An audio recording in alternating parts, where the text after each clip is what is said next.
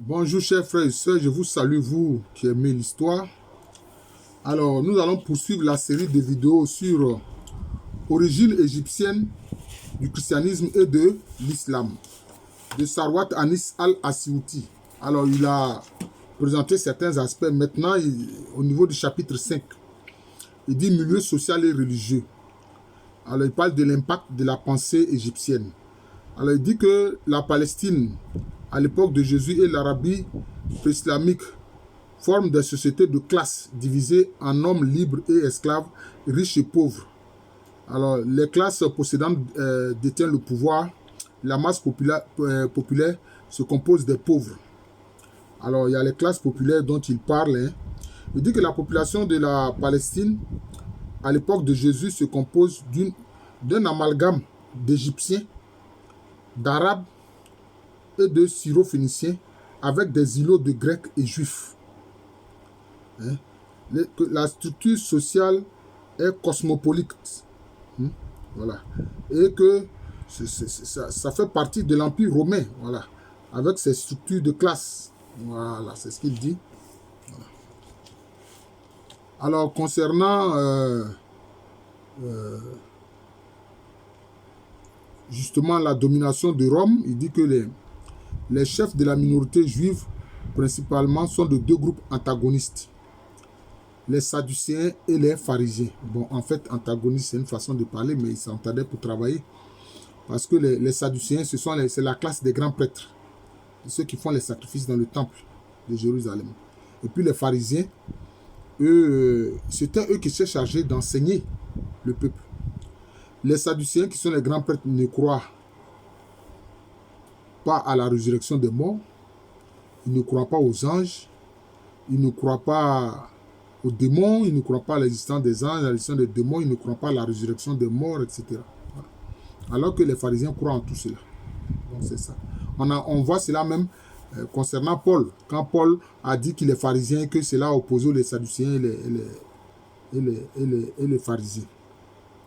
Alors il dit, la Palestine durant le dernier tiers du siècle avant notre ère est gouvernée par Hérode le Grand, célèbre par ses projets de construction grandiose. À sa mort en l'an 4 avant notre ère, le royaume est partagé entre ses fils Archélaos, devenu énarque de la Judée, de la Samarie et de l'Idumée. Voilà. Hérode Antipas, qui est nommé tétrarque de la Galilée et de Pérée. Tout cela 4 ans avant Jésus-Christ et en 39 après Jésus-Christ. Philippe reçoit la tétrarchie de la Golatidide, de la Batanée et de la Traconitide et de l'Oranitide, ainsi que du district de Panion, arabe, c'est-à-dire la zone de Banias, près des sources du Jourdain, rebaptisé Césarée de Philippe, de 4 avant Jésus-Christ à 34 après Jésus-Christ. Donc, en fait, on voit que les espaces ont été partagés entre les fils d'Hérode le Grand. Voilà, c'est ce qu'il faut comprendre. Alors, il dit que les monarques régnants sont d'origine arabe, outre que leur père Hérode le Grand est un Iduméen. Antipas et Archélaus sont les fils de la Samaritaine Maltacée, une non-juive, car la Samarie en ce temps-là était peuplée et de cet amalgame d'Égyptiens, d'Arabes et de Syro-Phéniciens. Philippe, par contre, est le fils de Cléopâtre, natif de Jérusalem. Une non-juive comme l'indique son nom, car Jérusalem était alors une ville cosmopolite. Et l'historien Joseph Flavius ne spécifie pas qu'il s'agit d'une juive. Rien de surprenant, car la Palestine, peuplée principalement de non-juifs, que le pouvoir local soit aux mains d'une famille arabe. Nous sommes en pleine époque de l'ascendance des Arabes nabatéens, qui avaient déjà conquis au nord le royaume de Damas et qui maîtrisaient depuis des siècles le sud de la Palestine. Bon, il faut dire que le royaume nabatéen, à l'origine, a été fondé par des Noirs. Il faut qu'on se dise la vérité sur la question. Voilà. Alors, donc c'est ce qu'il dit principalement. Alors, il dit que les partisans de la dynastie d'Hérode surnommés les Hérodiens. Voilà. Les Hérodiens des Arabes se révèlent les adversaires acharnés des Juifs. Voilà. Donc voilà un peu ce qu'il dit sur la question. Alors, il parle des masses populaires. Il dit que les masses populaires englobent les pauvres et les esclaves. Elles se composent de paysans et de bergers à la campagne, de pêcheurs dans la région des lacs, d'ouvriers et d'artisans dans les villes travaillant dans divers métiers, maçons, tisserands, tanneurs, forgerons, etc., etc. Voilà. Il dit que la Judée, entre 6 et 40 ans après Jésus-Christ, en tant que province impériale, paie tribut directement à la caisse de César. Voilà. Les publicains sont riches. Ils lèvent les impôts qui dépassent le montant légal. Aussi, le peuple les hait et les dénigre. Par contre, la masse populaire, accablée par les impôts, souffre de l'indigence, de la maladie, qu'ils soient arabes, grecs ou juifs. Voilà. L'injustice écrase sous le joug romain tous les habitants de l'Empire. Voilà. Les évangiles décrivent avec profusion la misère de cette masse cosmopolite. La foule qui se presse autour de Jésus est si pauvre qu'elle ne peut se procurer du pain. Bon, c'est quelques éléments qu'il indique, etc. L'homme à la main desséchée, notamment que Jésus va guérir un samedi, donc un jour de Shabbat.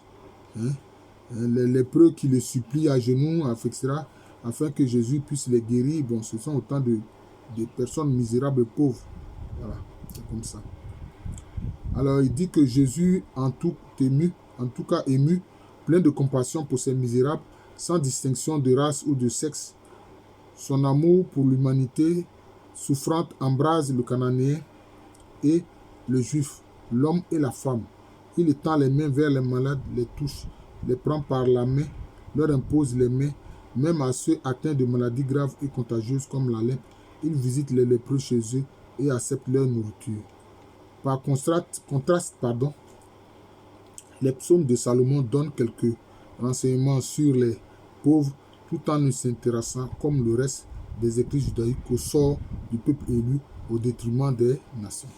Alors, concernant l'Arabie, que dit Sarwat, structure de classe, il dit, bon, la situation ne diffère guère en Arabie à l'époque de Mohammed. Les riches vivent dans l'opulence, possèdent des concubines et des esclaves, organisent des festins et régalent leurs convives, puis repoussent sans vergogne l'orphelin et l'indigent. Les pauvres sont accablés de dettes. Le prophète même s'en va un jour acheter des vivres chez un usurier juif, moyennant la mise en gage de son bouclier. Les compagnons du prophète contractent de même pour vivre des dettes usuraires. En cas de non-paiement de la dette, l'usurier suit partout son débiteur pour l'importuner, l'embarrasser et le confondre devant les gens et exercer ainsi sur lui une pression outrageante. Mohammed lui-même aurait été poursuivi par un usurier juif, de sorte que le débiteur, s'il veut se dégager de cette poursuite de corps, qu'on appelle mulazama en arabe, se trouve forcé de contracter une nouvelle dette pour régler la précédente, puis est vendu en fin de compte comme esclave au profit de l'usurier. Ça, c'est un peu la situation, je peux dire, sociale qu'il décrit. Alors ensuite, il parle du temple de Palestine, des temples de Palestine. Alors, il dit, l'opinion simpliste traditionnelle s'imagine que la Palestine vers le temps de Jésus est peuplée de Juifs et que la vie religieuse des habitants pivote autour d'un sanctuaire unique, le temple de Jérusalem. La recherche scientifique a prouvé que la population de la Palestine en cette époque se compose d'Égyptiens, d'Arabes et de Syro-Phéniciens, avec des îlots grecs et juifs, tous soumis au pouvoir romain. Cette diversité d'habitants entraînera une pluralité de cultes, avec un grand nombre de temples et de lieux saints dans ces grandes villes, sur les hauts lieux et à Jérusalem même. En effet, la Palestine en ce temps-là est dotée de très grands temples romains, construits par le monarque iduméen Hérode le Grand et consacrés au dieu romain César. Bon, c'est-à-dire que c'est le culte de l'empereur. Hein. Le plus remarquable, par sa beauté et sa grandeur, se révèle le temple de Césarée, qui se dresse sur une colline face au port, avec une statue colossale de l'empereur, comparable en grandeur aux Zeus d'Olympie. Vient ensuite le temple de Samarie, Sébasté, entouré d'un enclos serré, l'un des plus renommés en grandeur et en beauté, et le temple de marbre blanc, près des sources du Jourdain, au lieu appelé Panion ou Banias. De même qu'un grand nombre de temples dans tout le territoire d'Hérode. Les Romains eux aussi construisent des temples païens. Ponce Pilate, le préfet romain de la Judée, 26 à 36 de notre ère, élève un temple en l'honneur de Tibère près du théâtre de Césarée. Le culte romain de César constitue un culte officiel des gouvernants et des profiteurs, alors que le culte des masses populaires se révèle le culte égyptien d'Isis et d'Osiris sous la forme hellénisée, le dieu Sérapis, qui est Osiris. Le culte possède des sanctuaires dans les grandes villes, à la capitale Césarée, la Samarie, Sébasté et notamment à Jérusalem même. Il est répandu dans toutes les contrées où Jésus exerce son activité, dans toute la Palestine comme en Phénicie et en Syrie. Quant au temple de Jérusalem, restauré, agrandi et embelli par Hérode le Grand, il sert plusieurs cultes. Entre autres, le culte cananéen d'El Al-Ali, le Dieu très haut, le culte romain de César et le culte juif de Yahvé. Mais en fait, il faut dire que Al-Aliou, en fait, c'est le très haut. C'était bien le nom d'un culte des choses d'Israël, c'est-à-dire que ceux qu'on appelait les Israéliens qui étaient dans le royaume du Nord, voilà, où Dieu était connu sous le nom de Elohi, c'est-à-dire le très haut. Voilà.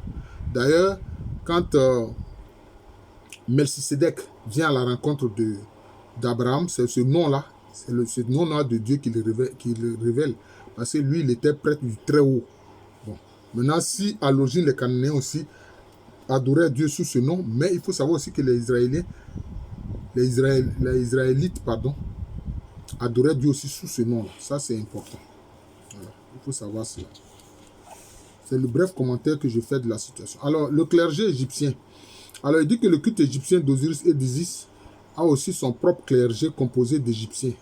Même pour le culte hellénisé de Sérapis, que ce soit à l'intérieur de l'Égypte ou en dehors de l'Égypte, et la langue égyptienne est employée dans le rituel des temples d'Isis en Europe.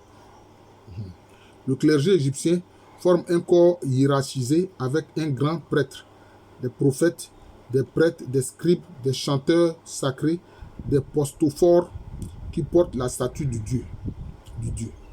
Le clergé égyptien ne constitue pas une caste héréditaire, quiconque peut y avoir accès, et des restrictions de mariage endogame n'existent pas.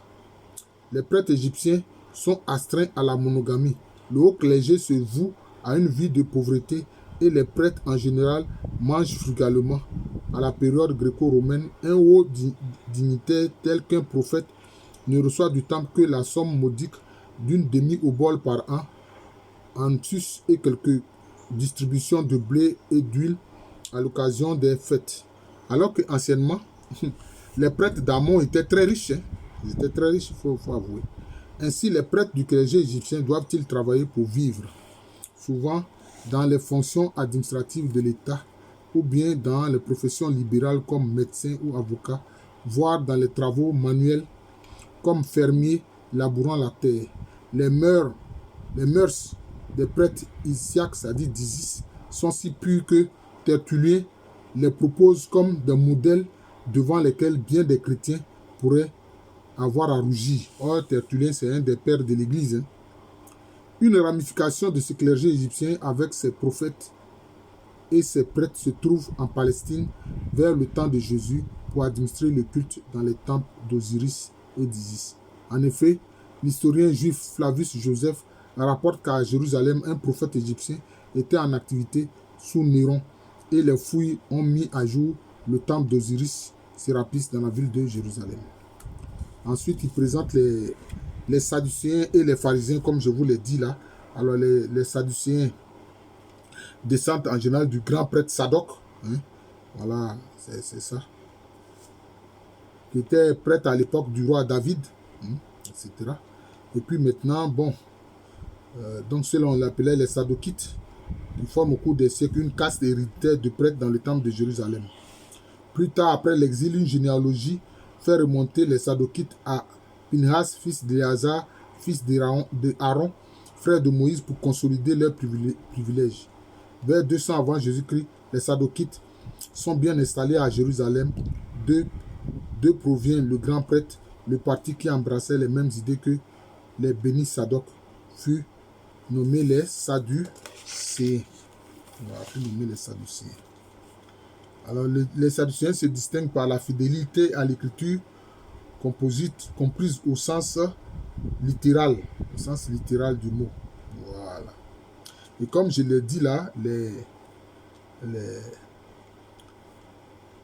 les pharisiens, ce sont eux qui expliquaient les textes au peuple. Les pharisiens sont, disons, les interprètes les plus rigoureux de la Torah. On mentionne justement leur manière de vivre, n'est ni molle ni délicieuse, mais simple. Plutôt compliquée, devrait-on dire, car ils observent à la lettre les prescriptions sur les choses pures et les choses impures. Mais contrairement aux Sadducéens qui nient l'au-delà, les pharisiens considèrent que toute âme est immortelle, croient à la résurrection des morts, à la récompense et au châtiment au jour du jugement. Ils se sont acquis par cette créance une grande autorité au sein du peuple juif. Surtout que cette vie de l'au-delà, les pharisiens considèrent comme le privilège des seuls Israélites. Ils savent leurrer par là le peuple, l'attirer par des espérances différées et l'amener à accepter la misère en ce monde, alors que même les pharisiens vivent aisés et pratiquent la polygamie, tout comme les Sadducéens. Bon, on va voir Jésus-Christ, leur faire justement, le Seigneur Jésus-Christ leur faire des reproches à ce propos-là. Du fait que la Torah consacre des privilèges des prêtres, des prêtres sadducéens, des pharisiens en majorité, des commerçants, comme en témoignent de nombreux textes régissant les achats et les ventes, en appelant à la tradition pour sauvegarder leurs intérêts, ils introduisent beaucoup de coutumes transmises par la tradition et qui ne figurent pas dans la Torah. Ils les enseignent dans les synagogues, lieux de réunion ouverts à tous les hommes dans le monde hellénistique et où les Juifs y trouvent accès au même titre que les Arabes et les Grecs. Les pharisiens soutiennent que, parmi les causes des guerres, figure le fait d'enseigner la Torah non en concordance avec la tradition. Il y a plus de gravité à contester la parole des scribes, les maîtres de la tradition, que de transgresser les textes de la Torah. Ainsi, la Torah devient secondaire entre les mains des pharisiens. Sa prééminence sera bientôt usurpée par le Talmud. Bon, voilà un peu ce que Al-Asyuti Serwat Anis dit. Il présente ces deux groupes-là, qu'on voit surtout dans les évangiles. Voilà, qu'on voit surtout dans les évangiles. En fait, les pharisiens, ils ont une connaissance pour commenter justement les textes de la Torah. Bon, en fait, même le Talmud, ce sera un recueil de commentaires. Le Talmud, en fait, c'est un recueil de commentaires de la Torah. Il faut comprendre cela. Voilà. Et puis, il y a le Sanhédrin, qui est un peu... ce sont des sortes de législateurs qui comprennent les pharisiens avec les aristocrates sadducéens, qui va former, disons, le tribunal suprême des Juifs. Voilà. Les Romains considèrent leurs droits justes civilistes comme un privilège des Romains. Les citoyens romains sont renvoyés à Rome pour être jugés, quelles que soient leurs origines ou leur confession. Les habitants de chaque province sont soumis à leurs propres droits. C'est-à-dire que donc, les Égyptiens conservent leurs droits, les Juifs vivent selon la loi de Moïse, ainsi de suite, etc. Donc voilà un peu. Donc vous voyez que sur ce point-là, en fait, Sarwat présente, disons, les conditions, je peux dire, c'est-à-dire l'atmosphère et le cadre social, politique et religieux. Voilà, c'est ce qu'il fait dans ces chapitres-là. C'est ce qu'il fait dans ces chapitres. Mais dans ces chapitres, il ne montre pas vraiment les liens entre le christianisme, l'islam et puis, je dirais,